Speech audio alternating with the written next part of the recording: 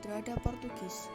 Satu kisah perlawanan hebat melawan imperialisme dan kolonialisme barat lahir di Maluku. Sekitar abad ke-14, 15, dan 18 akan selalu diingat sebagai sejarah hebat perlawanan rakyat Maluku terhadap Portugis dan VOC. Melawan Portugis. Awal mula dari perlawanan ini adalah ekspedisi bangsa Portugis ke Maluku yang mendarat di Kerajaan Ternate pada tahun 1513. Awalnya, gerak-gerik bangsa Portugis di Maluku hanya sebatas kerjasama di bidang perdagangan, terutama rempah-rempah. Namun, lambat laun Portugis malah melanggar kerjasama itu dengan melakukan monopoli dagang. Hal tersebut jelas membuat Sultan Ternate pada saat itu, Sultan Hairun, menyuruhkan perlawanan terhadap Portugis kepada seluruh Maluku. Bahkan, Jawa dan Irian hingga akhirnya meletuskan perang Ternate Portugis yang pertama pada tahun 1559 sampai dengan 1567. Di perang ini pula terjadi sebuah peristiwa di mana kerajaan Islam terbesar kala itu, yaitu Aceh, Demak, Ternate, masing-masing dari barat, tengah, dan timur Nusantara membentuk suatu front persatuan melawan Portugis yang terus bertahan sampai abad ke-15. Dan dengan front itu pula, perang dimenangkan oleh Ternate.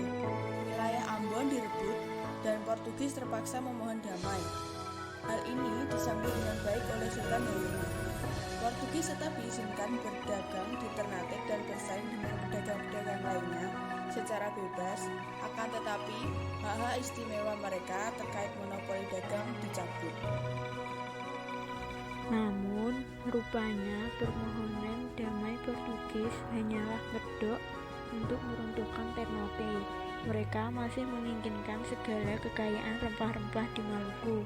Namun, karena kekuatan yang belum cukup kuat, mereka mengulur waktu selama masa damai. Di balik layar, rupanya Portugis tengah mengatur rencana yang cerdik dan licik dengan sabar. Terbukti pada 1570, Portugis melakukan sebuah langkah penjebakan yang begitu licik, beralasan untuk merayakan hubungan Ternate Portugis yang katanya semakin membaik. Sultan Hairun pun diundang ke benteng Sao Paulo pada tanggal 25 Februari 1570 oleh gubernur Portugis pada saat itu, Lopes de Mesquita. Sultan Hairun yang sudah percaya pada Portugis pun datang tanpa pengawal. Tak disangka sesampainya di sana ia langsung dibunuh dan mati dengan mengenaskan. Mengetahui hal itu, maka pecahlah sudah kemarahan rakyat Maluku. Rakyat Maluku melakukan perlawanan dipimpin oleh Sultan Baabullah, putra Sultan Hairun.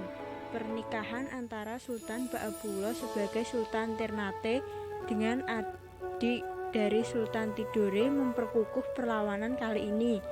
Semuanya bersatu di bawah pimpinan Sultan Baabullah membuat suatu persatuan yang begitu hebat.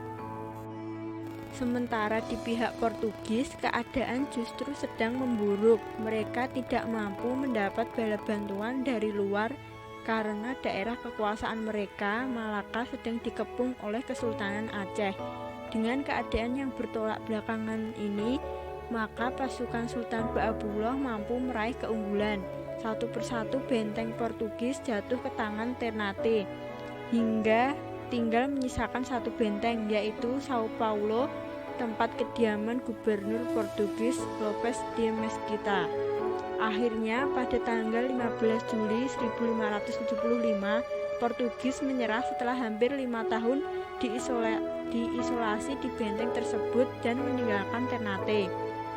Namun sejumlah warga negara Portugis yang menikah dengan penduduk setempat masih diperbolehkan tinggal. Demikianlah perlawanan rakyat Maluku terhadap Portugis yang berakhir dengan kemenangan besar.